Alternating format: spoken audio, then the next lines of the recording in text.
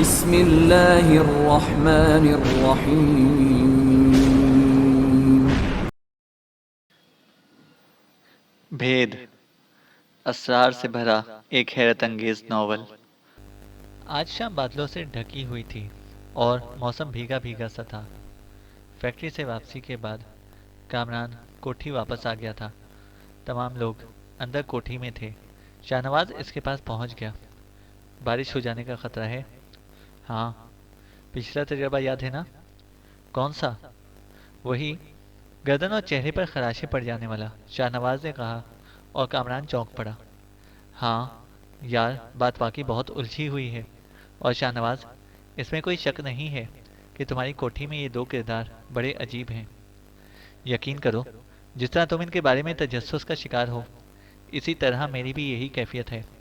لیکن چونکہ معاملہ کرنل گل نواز کا ہے، چنانچہ ہمت نہیں پڑتی کہ ان کی خواہش کے برخلاف کچھ کیا جائے۔ کرنل گل نواز کامران کو تھوڑی بہت حقیقتیں بتا چکے تھے، لیکن کامران نے اس سلسلے میں مزید کوئی گفتگو کرنا مناسب نہیں سمجھی، اور اس طرح معاملہ رفع دفع ہو گیا۔ شکر تھا کہ یہ رات بادلوں کی گرج اور بجلیوں کی چمک تک محدود ہی رہی۔ بارش نہیں ہوئی تھی۔ کامران نے کئی بار کھڑکی کے پاس جا کر ادھر کا نظارہ کیا، اور اس کے بعد وہ بستر پر آ کر لیٹ گیا۔ سبیتا یا گرشک نظر نہیں آ رہے تھے۔ کامران کی اپنی معلومات بھی اس سلسلے میں نہ ہونے کے برابر تھی، چنانچہ وہ خاموشی سے ان کے بارے میں سوچتے ہوئے گہری نیند سو گیا۔ دوسری صبح آسمان صاف و شفاف تھی، لیکن نہ جانے کیوں کامران کے دل و دماغ پر وہی دونوں سوار تھے۔ آج خاص طور پر اسے اس بات کا احساس ہو رہا تھا کہ وہ پراسرار کردار اپنی نوعیت کے عجیب و غریب تھے۔ کیوں نہ ان کے بارے میں مزید کچھ تفصیلات معلوم کی جائے۔ کرنل گل نواز نے کوئی پابندی نہیں لگائی تھی۔ وہ سب کسی بھی طرح گرشک اور سبیتا کی دلشکتی نہیں چاہتے تھے، لیکن اس دوپہر فیکٹری میں ایک الگ صورتحال پیش آ گئی۔ رحمان صاحب معمول کے مطابق نہیں آئے تھے۔ پچھلے کافی دنوں سے وہ اسی طرح آ جا رہے تھے۔ ذرا سی طبیعت بہتر ہوتی تو آ جایا کرتے تھے، بیمار ہوتے تو مشکل پیش آ جاتی۔ بہرحال وہ اپنے معمولات میں مصروف تھا کہ ایک رجسٹر اس کے ہاتھ لگا جو ایک اردلی نے لا کر رکھ دیا تھا۔ صاحب، یہ مجھے پرانی الماری میں ملا ہے جو اس کونے میں رکھی ہوئی تھی۔ اس کے پیچھے گرا پڑا تھا یہ۔ کامران نے کوئی خاص توجہ نہیں دی۔ بے خیالی کے انداز میں اس نے رجسٹر کھول لیا، لیکن جب اس نے رجسٹر کے کاغذات پر نگاہ ڈالی تو ایک دم چونک پڑا۔ اس رجسٹر میں کچھ پراسرار اندراجات تھے۔ ایک دو ایسی کمپنیوں کے نام تھے جو ان سے متعلق نہیں تھی، لیکن پروڈکشن چارٹ میں ان کمپنیوں کے آرڈر لکھے ہوئے تھے۔ کامران غور کرتا رہا، اور پھر اچانک ہی اسے رحمان صاحب کی بات یاد آئی۔ فیکٹری میں کچھ اس طرح کا مال بھی تیار ہوتا ہے جس کے بارے میں یہ پتہ نہیں چلتا کہ وہ جاتا کہاں ہے۔ کامران نے فوراً ہی رجسٹر اپنے قبضے میں کر لیا۔ پھر اس کے ذہن میں تجسس نے سر ابھارا تو اس نے اس کمپنی کے ٹیلی فون نمبر نوٹ کیے اور ایک فون اس کمپنی کے مینیجنگ ڈائریکٹر کو کر دیا۔ مجھے ستار صاحب سے بات کرنی ہے۔ میں ستار ہی بول رہا ہوں۔ ستار صاحب، پچھلے مہینے کی 27 تاریخ کو جو سپلائی آپ کو دی گئی تھی، کیا آپ نے اس کی پیمنٹ ہمیں بھجوا دی؟ کون صاحب بول رہے ہیں؟ آپ یہ سمجھ لیجئے کہ میں جو بھی بول رہا ہوں ان معاملات سے متعلق ہوں، اور یوں سمجھ لیجئے کہ کسی کی ہدایت پر بول رہا ہوں۔ آپ زحمت کیجئے، اگر کوئی بل رہ گیا ہے ہماری طرف تو آپ براہ راست یا خود تشریف لے آئیے، یا بقول آپ کے انہیں بتائیے کہ وہ ہم سے آ کر مل لیں۔ ویسے آپ اگر اپنا تعارف کروا دیتے تو زیادہ بہتر تھا۔ شکریہ، میں خود ہی آپ سے آ کر مل لوں گا۔ اس کا مطلب یہ ہے کہ بات باقاعدہ ہو رہی ہے۔ بہرحال وہ رجسٹر اس نے اپنے قبضے میں کر لیا، اور پھر شام کو وہ اسے اپنے ساتھ لے کر آیا اور اس نے رجسٹر اپنی خاص الماری میں چھپا کر رکھ دیا۔ یہ خفیہ کارروائی اس نے بڑی احتیاط سے کی تھی۔ دوسرے دن وہ معمول کے مطابق آفس پہنچ گیا۔ کوئی خاص بات نہیں تھی، لیکن شام کو جب واپس پہنچا تو کمرے کا منظر دیکھ کر حیران رہ گیا تھا۔ کمرے کی زبردست تلاشی لی گئی تھی۔ اس کا سارا سامان بکھرا پڑا تھا، لیکن حیران کن بات یہ تھی کہ بابا صاحب اپنی جگہ موجود تھے اور انہیں اس بارے میں کچھ پتہ نہیں تھا کہ سامان کس نے بکھیرا ہے۔ البتہ کامران نے جب وہ رجسٹر تلاش کیا تو وہ اسے موجود نہ ملا۔ کامران کو ایک دم دکھ کا احساس ہوا۔ پہلی بات تو یہ پریشان کن تھی کہ یہاں کوٹھی کے اس اندرونی حصے میں کون رجسٹر تلاش کرتے ہوئے پہنچ گیا۔ دوسری بات یہ کہ کس طرح سے ایک بیرونی شخص اسے جل دے گیا۔ اب اس کے پاس ایک بہت بڑا ثبوت ختم ہو گیا تھا، لیکن ایسا کرنے والا کون ہے، اور اس بات کا علم اسے کیسے ہو گیا کہ یہ رجسٹر کامران کے پاس ہو سکتا ہے؟ شدید الجھن کا شکار رہا تھا وہ۔ پھر تقریباً رات کے 9:30 بجے تھے جب اچانک ہی اسے ٹیلی فون کال موصول ہوئی۔ یہ ٹیلی فون کال عروسا کی طرف سے تھی۔ کامران صاحب، کیا کر رہے ہیں آپ؟ اس وقت جو کیا جا سکتا ہے وہی کر رہا ہوں میں، کامران نے عروسا کی آواز پہچانتے ہوئے جواب دیا۔ مجھے آپ کی ضرورت ہے۔ تعجب ہے، کھانا کھا لیا آپ نے؟ ابھی تھوڑی دیر پہلے۔ تو کافی میرے ساتھ پی لیجئے۔ مس عروسا، اس وقت میں باہر نہیں نکل سکتا۔ دیکھیے، مجھے آپ سے اس وقت بہت ہی ضروری کام ہے۔ آپ براہ کرم ہوٹل مینڈلین میں آ جائیے پلیز، میں آپ کا انتظار کر رہی ہوں۔ یہ کہہ کر اسے فون بند کر دیا۔ کامران فون ہاتھ میں لیے سوچتا رہا، پھر سے ایک گہری سانس لی اور اٹھ گیا۔ عروسا بلا وجہ گلے کا ہار بن رہی تھی۔ کسی طرح اس سے پیچھا چھڑانا ضروری تھا، وہ سوچ رہا تھا، لیکن اس کے ساتھ ساتھ اچانک اس کے ذہن میں ایک اور خیال آیا، کیوں نہ عروسا سے روابط بڑھائے جائیں۔ وہ مرزا خاور کی بیٹی ہے، اور یقینی طور پر مرزا خاور بیگ اس طرح اس کی مٹھی میں آ سکتا ہے۔ وہ جس طرح بھی بن پڑے، کرنل گل نواز کو اس جھگڑے سے نکالنا چاہتا تھا۔ کرنل گل نواز نے اس پر مکمل اعتبار کیا تھا۔ تیار ہو کر وہ ہوٹل مینڈلین میں چل پڑا۔ مینڈلین کے مخصوص ہال میں اس نے عروسا کو دیکھا، جس کے سامنے کافی کے برتن سجے ہوئے تھے۔ لیکن دلچسپ بات یہ تھی کہ عروسا تنہا نہیں تھی، بلکہ اس کے ساتھ مرزا خاور بیگ بھی موجود تھا، جسے دیکھ کر ایک دم کامران کو شوق سا لگا۔ وہ ان دونوں کے نزدیک پہنچ گیا۔ اسے مرزا خاور بیگ کو سلام کیا۔ آؤ آؤ ینگ مین، آؤ۔ ویسے ایک حیرت انگیز بات یہ ہے، اور وہ یہ کہ نہ جانے کیوں میری نگاہیں بار بار تم پر پڑتی رہی ہیں۔ میں خود بھی تم سے متاثر تھا، لیکن تم نے جو حرکت کی اس سے مجھے تم سے برگشتہ کر دیا، اور میں ذرا سی الجھن کا شکار ہو گیا۔ حقیقت یہ ہے نوجوان آدمی کہ اگر تم عروسا کے منظور نظر نہ ہوتے تو بڑا نقصان اٹھا سکتے تھے میرے ہاتھوں۔ خیر، بیٹھو۔ یہ بتاؤ، کافی پیو گے یا کوئی ٹھنڈی چیز؟ کامران اس دوران خود کو سنبھالتا رہا تھا۔ اسے یہ کھیل کافی لمبا محسوس ہو رہا تھا۔ اس نے آہستہ لہجے میں کہا، کافی ہی مناسب رہے گی۔ ہاں، کافی دل و دماغ کو سکون دیتی ہے، بڑی نایاب چیز ہوتی ہے یہ۔ خیر، تو بات اصل میں یہ ہو رہی تھی کہ عروسا سے بالکل اتفاقی طور پر تمہارے بارے میں بات چیت ہوئی۔ وہ رجسٹر جو تمہارے ہاتھ لگا تھا، جو ایک بیوقوف آدمی کی غلطی سے الماری کے پیچھے گر پڑا تھا، میں نے اسے کافی تلاش کیا، لیکن وہ مجھے نہیں ملا۔ مجھے تو اصل میں اس کمپنی کے مینیجر صاحب نے فون کر کے بتایا کہ تھوڑی دیر پہلے ایک فون آیا تھا جس میں 27 تاریخ کی ڈیلیوری کی پیمنٹ کے بارے میں پوچھا گیا۔ رجسٹر میں 27 تاریخ کی ڈیلیوری کے بارے میں تفصیل لکھی تھی، کمپنی کا نام اور فون نمبر بھی لکھا ہوا تھا۔ فوراً یہ بات میرے ذہن میں آئی کہ رجسٹر کسی کے ہاتھ لگ گیا ہے، اور بعد میں آسانی سے مجھے پتہ لگ گیا کہ وہ تمہارے ہاتھ لگا ہے۔ اس کے علاوہ مجھے میرے کچھ خاص آدمیوں نے پہلے بھی یہ اطلاع دی تھی کہ میری ذاتی پروڈکشن کے بارے میں معلومات حاصل کی جا رہی ہیں۔ بہرحال، اس کے بعد میں نے اپنا ایک آدمی تمہاری رہائش گاہ پر بھیجا، اور وہ رجسٹر تلاش کر کے لے آیا۔ بیٹے، بہت سچے آدمی ہو ایسے کاموں میں۔ میں نہیں جانتا کہ تمہارا ماضی کیا ہے، لیکن میں تمہیں سمجھانا چاہتا ہوں، کچھ چیزوں میں وفاداری بھی بہت اچھی چیز ہے۔ لیکن یہ بات میں نہیں جانتا کہ اس رجسٹر اور اس معلومات کے ذریعے تم مجھے بلیک میل کرنا چاہتے ہو، یا پھر اپنی وفاداری کا اظہار مرزا خاور بیگ سے۔ اتنی صاف اور بے باک گفتگو کامران کے تصور میں بھی نہیں تھی۔ وہ کافی کے بڑے بڑے گھونٹ پینے لگا جو ویٹر نے لا کر رکھ دی تھی۔ مرزا خاور بیگ نے ہنستے ہوئے کہا، سمجھاؤ اسے عروسا، گرم کافی پینے سے منہ بری طرح جل جاتا ہے، اور کافی سے جلا ہوا منہ بہت دیر تک ٹھیک نہیں ہوتا۔ عروسا نے عجیب سی نگاہوں سے کامران کو دیکھا اور پھر بولی، جب ڈیڈی نے مجھ سے تذکرے کیے تو میں نے ان سے کہا، ڈیڈی، کامران تو میرے بہترین دوستوں میں سے ہیں، اور ڈیڈی، میں نے ذہنی طور پر ان سے بہت متاثر ہوں۔ تب ڈیڈی نے اپنا موڈ بدل لیا کامران، ورنہ ڈیڈی اپنے راستے میں آنے والی رکاوٹ کو دور کر دینے کے عادی ہیں۔ کامران کے لیے اس وقت فیصلہ کرنا مشکل ہو رہا تھا۔ وہ واقعی کوئی بہت بڑا جھگڑا بول نہیں لینا چاہتا تھا، لیکن یہ ساری باتیں ایسی تھیں کہ اسے سنبھالنا چاہیے تھا۔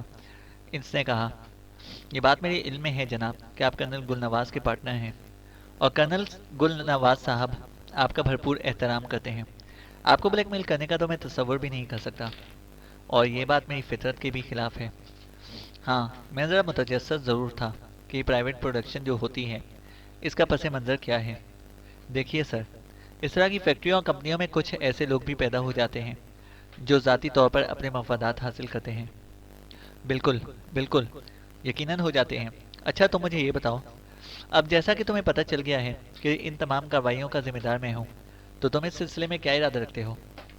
नहीं, अगर आप ये समझते हैं कि मैं आपके खिलाफ कोई कदम उठाने जाऊंगा, तो बराहे करम ये ख्याल अपने दिल से निकाल दीजिए। ओह, इसका मतलब है कि तुमने सही आदमी की सिफारिश की थी। वाकई ऐसे लोग जो मौके की नज़ाकत को इतनी जल्दी समझ लेते हैं, काबिल इज़्ज़त भी होते हैं और काबिल मोहब्बत भी। तुम ठीक, बिल्कुल ठीक कहते हो बेटा, तुम समझदार आदमी हो। देखो, बात असल में ये है कि इस दौर में जो पहले अपने बारे में ना सोचे, वो अहमक, बल्कि अहमक तरीन इंसान होता है। ये फैक्ट्री सही मायनों में मैंने कायम करवाई थी। कर्नल तो फौजी आदमी है, इसने बेशक इसके ठेके हासिल किए अपने इख्तियारात से काम लेकर, लेकिन वो इसे चलाने की अहलियत नहीं रखता। सीधा सादा शरीफ आदमी है, बिल्कुल नहीं जानता कि ज़माने के रंग ढंग क्या होते हैं। और यकीन करो, अगर मैं इसे भरपूर तरीके से सपोर्ट ना देता तो वो अब तक ये फैक्ट्री कभी की बंद कर चुका होता। वैसे भी वो ज़मींदार किस्म का आदमी है, दौलत की कोई कमी नहीं है इसके पास, लेकिन मैं चाहता था कि मैं इससे कुछ फ़ायदे हासिल करूं। मैंने इसे भरपूर मुनाफा दिया। अगर तुम इसके बारे में मुझसे मालूमात हासिल करो तो मैं तुम्हें ये बताऊं कि वो बिल्कुल गैर मुतमईन नहीं है और हर तरह से मेरे साथ ताउन करता है। मैं इसे भरपूर फ़ायदा पहुंचाने के बाद अगर ज़ाती तौर पर अपने लिए कुछ कर लेता हूं, तो इसमें कोई ऐसी बात नहीं है। वो बेशुमार मटेरियल जो ज़ाया हो सकता है, मैं इसे अपने तौर पर इस्तेमाल करता हूँ और इससे हासिल शुदा आमदनी खुद रखता हूँ। बहरहाल, मैंने तुम्हें पूरी बात तफसील से समझा दी है। तुम जिस तरह भी मुनासिब समझो करो। अब बताओ क्या चाहते हो? नहीं जनाब, आप बिल्कुल मुतमईन रहें, मैं कुछ नहीं चाहता। मैंने वो रजिस्टर अपने पास इसलिए रखा था कि इसके बारे में मुकम्मल तौर पर तहकीक करूं। अब जबकि मुझे ये पता चल गया है कि आप बजाते खुद इन तमाम मामलात से ना सिर्फ वाकिफ़ हैं, बल्कि आपका अपना अमल है ये, तो मैं तो सिर्फ एक मुलाजिम हूँ। बेशक कर्नल साहब मुझ पर बेहद मेहरबान हैं, लेकिन इन सारे मामलात में मेरी मुदाखलत बेमायने है। इसका सारा जिम्मेदार उन्हीं को जाता है। आप मुतमईन रहें, ये बात ख़त्म हो गई। कामरान बोला। वाह रूसा, अब मुझे तुम्हारे इंतखाब की दाद देना पड़ेगी। बड़े सही आदमी का फैसला किया है तुमने। दोस्त, तुम मुझे पसंद हो। उरूसा को इजाज़त दे रहा हूँ मैं कि तुम्हारे साथ दोस्ती करे, और अगर कभी तकदीर ये फैसले लिख दे कि तुम उरूसा के लाइफ पार्टनर बन जाओ। ओके उरूसा, तुम्हारा मेहमान तुम्हारे साथ। मैं चलता हूँ। जो काम मुझे करना था वो हो चुका है। मिर्ज़ा खावर बेग उठ गया। उरूसा के होंठों पर एक दिल नवाज मुस्कुराहट फैल चुकी थी। कामरान ये फैसला कर चुका था कि अब जब इसने इस मुनाफिकत से काम लिया है तो फिर इसे एक भरपूर रंग देना चाहिए। इसके अलावा भी कुछ फैसले इसने अपने दिल में किए थे। बहरहाल, ये सारी बातें अपनी जगह थीं और वो सोच बैठा था कि अब ज़रा सी चालाकी से काम लेना पड़ेगा। वास्ता ख़तरनाक लोगों से है। उरूसा ने मुस्कुराते हुए कहा। ओह, यकीन करो, मुझे उम्मीद नहीं थी कि तुम इस कदर ज़हीन इंसान साबित होगे। आपने मेरी कौन सी जहानत देख ली मिस उरूसा? डैडी बहुत ख़तरनाक आदमी हैं, तुम यकीन करो। इंसानी ज़िंदगी इनके लिए एक मजाक की हैसियत रखती है। मैं तो ये सोचती हूँ कि अगर इत्तफाक से ये सारी कहानी मेरे इल्म में ना आ जाती तो तुम्हारा क्या होता। वाकई, मैं खुद भी इस बात से खौफजदा हूँ, लेकिन मैं तुम्हें सच बता रहा हूँ रूसा, मिर्ज़ा खावर बेग से मैं कभी झगड़ा मोल ना लेता। वो तो बस ये ख्याल मेरे दिल में था कि कहीं फैक्ट्री में मौजूद कुछ कारकुनान ये अमल तो नहीं कर रहे। खैर, यकीन करो मुझे इस बारे में कुछ नहीं मालूम। बस वो तो तुम्हारा नाम आ गया, वरना मैं डैडी के मामलात में बिल्कुल दिलचस्पी नहीं लिया करती। तुम्हारा क्या ख्याल है उरूसा? क्या कर्नल साहब को इन मामलात के बारे में कुछ इल्म नहीं होगा? अरे छोड़ो, किन फजूल बातों में पड़ गए हो तुम। ये मामला इन लोगों का है। तुमने इससे अपनी दस्तबरदारी जाहिर करके जो खुशियाँ खरीदी हैं, इसका तुम्हें अंदाज़ा नहीं है। अब तो डैडी ने भी आज़ादी दे दी है। इसका मतलब है कि मैं तुम्हारे बारे में गहरे अंदाज में सोच सकती हूँ। वैसे मैं तुम्हें एक बात बताऊँ, यकीन करो, मैं बड़ी उल्टे दिमाग की लड़की हूँ। कभी कभी कोई चीज़ मुझे बेपनाह पसंद आती है तो सिर्फ थोड़ी देर के लिए, इसके बाद मुझे इस चीज़ से नफरत महसूस होने लगती है। पता नहीं तुम्हारे बारे में मेरे ख्यालात कब तक अच्छे रहें और कब ख़राब हो जाएं। कामरान मुस्कुराता हुआ बोला। जब तुम्हारे ख्यालात मेरे बारे में ख़राब हो जाएं तो बस एक एहसान करना मुझ पर। क्या? मुझे बता देना, कामरान ने कहा, और उरूसा हंसने लगी। फिर बोली, वादा है। न जाने कब तक कामरान वहाँ उरूसा को बेवकूफ़ बनाता रहा, और इसके बाद इसने घड़ी देखते हुए कहा, जनाब 12:30 बज रहे हैं। میں کبھی کوٹھی سے اتنی دیر غائب نہیں رہا، کہیں میری تلاش شروع نہ ہو گئی ہو۔ فی الحال تو تم میری پسند ہو کامران، کسی کو یہ حق حاصل نہیں ہوتا کہ جب تم میرے پاس ہو وہ تمہیں تلاش کرتا پھرے۔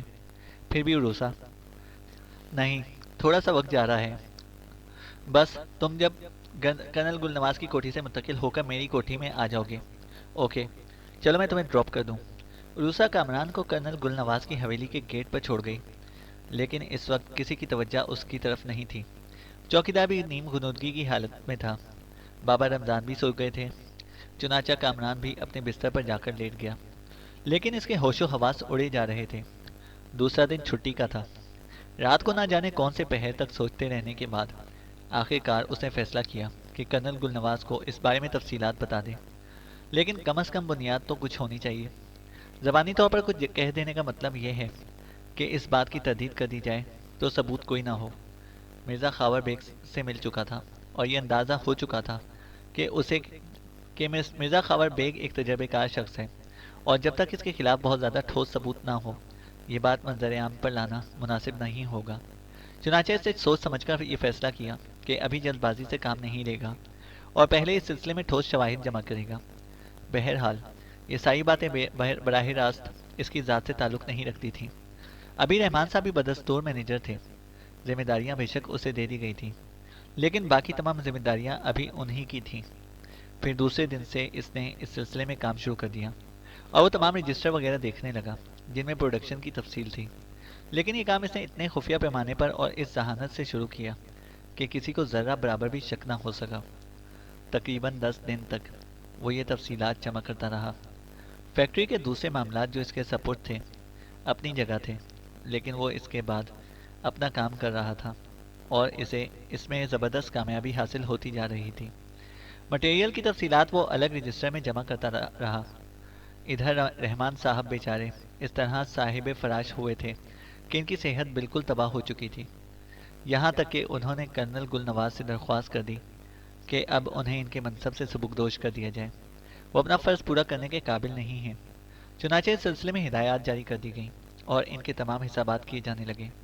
اس دوران دوسرے معاملات بھی چلتے رہے۔ عروسا غالباً اپنے دوستوں کے ساتھ کہیں سیر و سیاحت کے لیے گئی ہوئی تھی۔ کامران تو اس سلسلے میں اپنے آپ کو خوش نصیب سمجھتا تھا۔ عروسا کی موجودگی اسے ذہنی کوفت کا شکار کرتی تھی، ورنہ وہ اپنے طور پر بہت مطمئن رہتا تھا۔ اس میں کوئی شک نہیں کہ ابھی تک خود کرنل گل نواز نے مرزا خاور بیگ کے بارے میں کوئی ایسی بات نہیں کہی تھی جس میں یہ احکامات ہوتے کہ مرزا خاور بیگ اس کا کاروبار میں بڑا نمایاں کردار ہے اور انہیں بہت سے اختیارات حاصل ہیں، لیکن خود اسے ایسی کوئی ہدایات نہیں کی گئی تھی کہ مرزا خاور بیگ کا کوئی خصوصی خیال رکھے یا کسی مسئلے میں ان سے ہدایات لیں۔ وہ پروڈکشن سائٹ کے آدمی تھے، چنانچہ ان کا کام اس طرح زیادہ ہوتا تھا۔ البتہ یہ الگ بات ہے کہ فیکٹری کا سارا معاملہ ایک ہی طرح کی نوعیت رکھتا تھا اور سارے معاملات میں دونوں سائڈ کے کام ہوا کرتے تھے۔ پھر اس دن شام کو کرنل گل نواز نے خود اس کے رہائشی حصے میں پہنچ کر اس سے ملاقات کی۔ ہاں بھائی، اصل میں جب مجھے تم سے کوئی خاص بات کرنا ہوتی ہے تو میں تمہارے پاس آ جاتا ہوں۔ سمجھ لو میری آمد تمہارے لیے خطرے کی گھنٹی ہوتی ہے، یعنی کہ تمہیں دوسرے معاملات تک کر کے مجھے کچھ دینا پڑتا ہے۔ نہیں جناب، یہ تو میری ذمہ داری ہے۔ چھوڑو یار، کیا ذمہ داری ہے کیا ذمہ داری نہیں ہے، بات اصل میں یہ ہے کہ میرا اور تمہارا تو پہلے دن سے ہی ایسا کوئی کاروباری رشتہ نہیں ہے۔ تم نے کچھ اس طرح ہم لوگوں کے دل و دماغ کو اپنے بس میں کیا ہے کہ میرا خیال ہے ہم میں سے ہر شخص تمہارے بارے میں بالکل اپنے طور پر سوچتا ہے اور تمہیں کسی دوسرے کی حیثیت سے تسلیم نہیں کرتا۔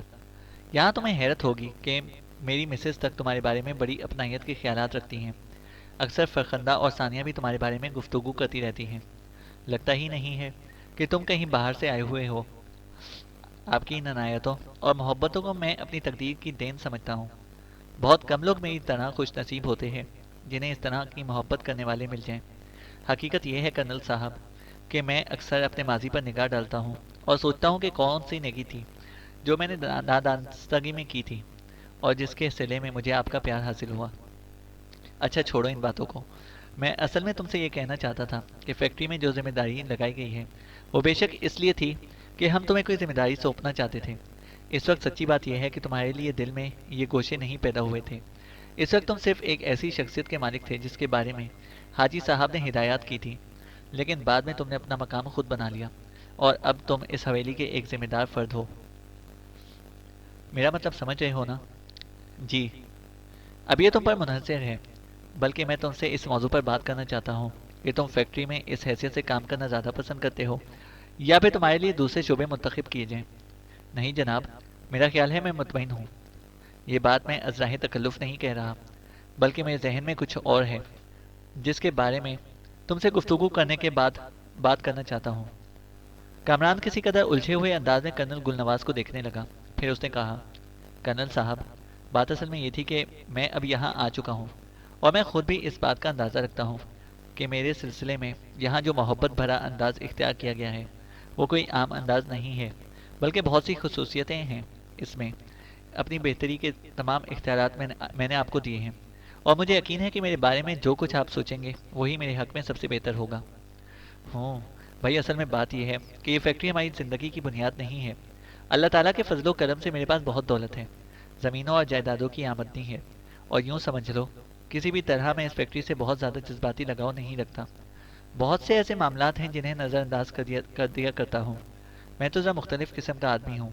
ابھی کچھ دن کے بعد میرا ایک بہت ہی اچھا دوست علی سفیان، جس کے بارے میں نے تمہیں بتا دیا تھا کہ نسلاً مصری ہے، ایک اچھا دولت مند اور کاروباری آدمی، وہ آنے والا ہے۔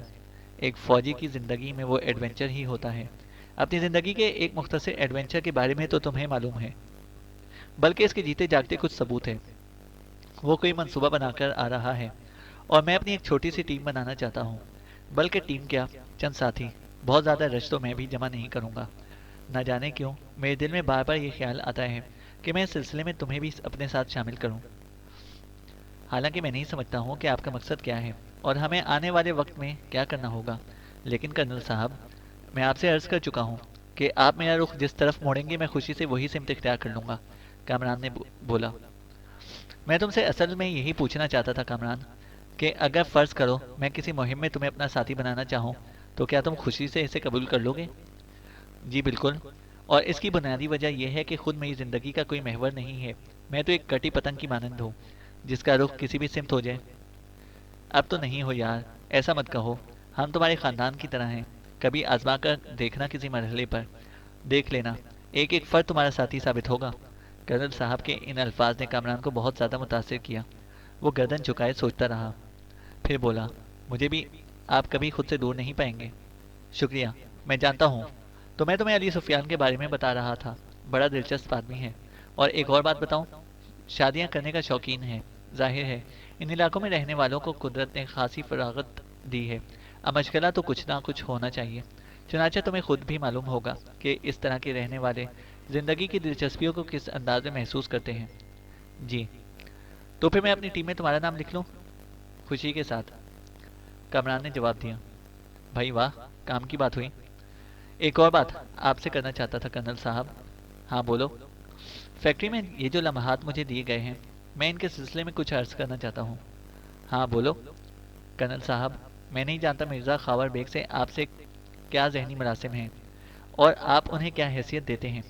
مجھے صرف اتنا ہی معلوم ہوا ہے کہ وہ آپ کے پارٹنر ہیں، لیکن میں جو کچھ کہنا چاہتا ہوں وہ ذرا ان کے خلاف ہے۔ اوہو، اچھا، خیریت، کیا بات ہے؟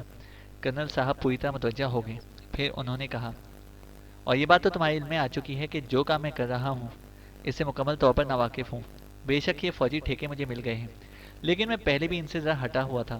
یہ مرزا خاور بیگ ہی کی تحریک تھی کہ اس سے مجھے اس جانب راغب کیا، اور بہرحال میں یہ کام کرنے کے لیے تیار ہو گیا۔ اسے اس کام کا تجربہ ہے۔ تم بتاؤ کیا کہنا چاہتے تھے؟ یہ کہ مرزا خاور بیگ نے پروڈکشن ہاؤس میں اپنا ایک الگ کام شروع کر رکھا ہے، اور اس وقت تک وہ صرف اپنے لیے جو پروڈکشن کر چکے ہیں اور سپلائی دے چکے ہیں، اس کی مالیت تقریباً 17.5 کروڑ ہے۔ یہ 17.5 کروڑ روپے منافع ان کے اکاؤنٹ میں جا چکا ہے۔ ہماری فیکٹری سے اس کا کوئی تعلق نہیں ہے۔ کیا؟ کرنل گل نواز کا منہ حیرت سے کھل گیا۔ جی، یہ ساری تفصیلات میرے پاس موجود ہیں، کامران نے کہا، اور الماری سے وہ فائل نکال کر کرنل صاحب کے سامنے پھیلا دی، جو اسے خود ترتیب دی تھی اور اس کے حوالے مستند تھے۔ بہت سی فوٹو کاپیاں تھیں جو ان کاغذات اور رسیدوں کی تھیں جن کے ذریعے یہ سپلائی الگ سے کر دی گئی تھی۔ گویا تم یہ کہنا چاہتے ہو کہ سارا مٹیریل فیکٹری کا استعمال ہوا ہے، یعنی ہم دونوں کا مشترکہ، اور اس کا فائدہ صرف مرزا خاور بیگ نے اٹھایا ہے؟ جی، میں یہی کہنا چاہتا تھا۔ اوہ اوہ، کرنل گل نواز نے افسوس بھرے لہجے میں کہا۔ تھوڑی دیر تک گردن جھکائے کچھ سوچتے رہے، پھر بولے، دیکھو ایسا ہے، میں اگر چاہوں تو اپنے اختیارات سے کام لے کر یہ ساری باتیں منظر عام پر لا سکتا ہوں اور مرزا خاور بیگ کو بدترین سزا دلواؤں، مگر اب تم مجھے مشورہ دو کہ مجھے کیا کرنا چاہیے۔ اصل میں اس دنیا کا انسان ہی نہیں ہوں، میری زندگی میرے مشاغل بالکل مختلف ہیں۔ میں سوچتا ہوں کہ اپنے آپ کو ان جھگڑوں میں پھنسا کر ساری صورتحال، او ہو مگر نہیں، ٹھہرو، میرے پاس ایک ایسا آدمی موجود ہے جسے میں رحمان صاحب کی جگہ متعین کر سکتا ہوں۔ یہ بھی میرا ایک فوجی ساتھی ہے، میجر اقبال، جو میرے ساتھ ریٹائر ہو چکا ہے، لیکن تم سمجھ لو کہ آتش و آہن ہے اور میرا بہترین دوست ہے۔ اسے اگر میں یہ تمام اختیارات دے دوں تو نچا کر رکھ دے گا مرزا خاور بیگ کو، پائی پائی نکلوا لے گا اس سے۔ یار مگر یہ ہوا بڑا غلط۔ اصل میں مرزا خاور بیگ کے کچھ ایسے تعلقات ہیں جن سے میں فائدہ اٹھانا چاہتا تھا، مطلب ہے اپنی ایک نئی مہم کے سلسلے میں۔ علی سفیان کے بارے میں بتا رہا تھا تمہیں، علی سفیان آنے والا ہے۔ پچھلے کچھ دنوں سے مجھ سے اس کی گفتگو چل رہی ہے۔ وہ یہ کہتا ہے کہ اس سے کچھ ایسے لوگ دستیاب ہیں جن کے ذریعے وہ ایک پراسرار مہم پر جانا چاہتا ہے۔ اس نے کہا کہ وہ آ کر تفصیلات بتائے گا اور اس کے بعد یہیں سے تیاریاں کرے گا۔ میں مرزا خاور بیگ کو بھی اپنے ساتھ رکھنا چاہتا تھا۔ اب بتاؤ کیا کرنا چاہیے؟ کامران سوچ میں ڈوب گیا۔ کچھ دیر سوچتے رہنے کے بعد اس نے کہا، پھر میں آپ سے ایک درخواست کروں گا، وہ یہ کہ رحمان صاحب کی جگہ مینیجر اقبال کو متعین کر لیا جائے اور انہیں ان سارے معاملات کو سمجھنے کی ہدایت کر دی جائے۔ آپ کی اجازت سے میں ان سے تعاون کروں گا۔ آپ اس مہم کے سلسلے میں مرزا خاور بیگ کو اپنے ساتھ رکھ لیجیے کہ وہ سارے معاملات ایکوریٹ کریں، اور جب ہم اس مہم سے واپس آئیں تو آپ مرزا صاحب کا احتساب کر لیجیے۔ گڈ آئیڈیا، میں ایسا ہی کرتا ہوں، تم فکر مت کرو۔ اچھا اب میری بات سنو، میں علی سفیان کے بارے میں مختصراً تمہیں بتا چکا ہوں، تم ذہنی طور پر اس کے لیے تیار رہو۔ فیکٹری بے شک جاؤ، میجر اقبال کو 1-2 دن کے اندر ہی بلا لیا جائے گا۔ اپنا مکمل چارج ان تمام تفصیلات کے ساتھ انہیں دے دو، بلکہ ہم لوگ ایک میٹنگ رکھ لیں گے اور اس طرح میجر اقبال یہ معاملات سنبھال لیں گے، لیکن میں انہیں ہدایات کر دوں گا کہ ابھی وہ مرزا خاور بیگ کے خلاف کوئی ایسا کام نہ کریں جو الجھن کا باعث ہو۔ ٹھیک ہے، ایسا ہی کرتے ہیں، کامران نے جواب دیا، اور اس کے تیسرے دن ہی میجر اقبال کو فیکٹری کا نیا مینیجر مقرر کر دیا گیا۔ یہ اختیارات صرف کرنل گل نواز کے پاس تھے۔ چونکہ رحمان صاحب کا معاملہ بالکل الگ ہی تھا، اس لیے وہ کوئی اعتراض بھی نہیں کر سکتا تھا، لیکن میجر اقبال کی تعیناتی کے دوسرے ہی دن شام کو مرزا خاور بیگ کا فون موصول ہوا۔ شام کی چائے میرے ساتھ پی لو، بے شک وقت زیادہ نہیں ہے، لیکن چائے کے ساتھ کوٹھی کے لان پر تمہارا انتظار کروں گا اس وقت جب تم فیکٹری سے فارغ ہو جاؤ گے۔ میں حاضر ہو جاؤں گا جناب۔ مرزا خاور بیگ نے اپنی بیٹی کے ساتھ کامران کا استقبال کیا۔ اپنی کوٹھی کے خوبصورت لان پر وہ کسی قدر فکر مند بیٹھا ہوا تھا۔ سنا ہے تمہارے نئے مینیجر صاحب نے چارج سنبھال لیا ہے؟ جی، وہ کرنل صاحب کے کچھ شناسا ہیں، فوجی آدمی ہیں، لیکن مجھے ایک بات پر حیرت ہے جناب۔ کیا؟ آپ سے اس سلسلے میں مشورہ نہیں کیا گیا؟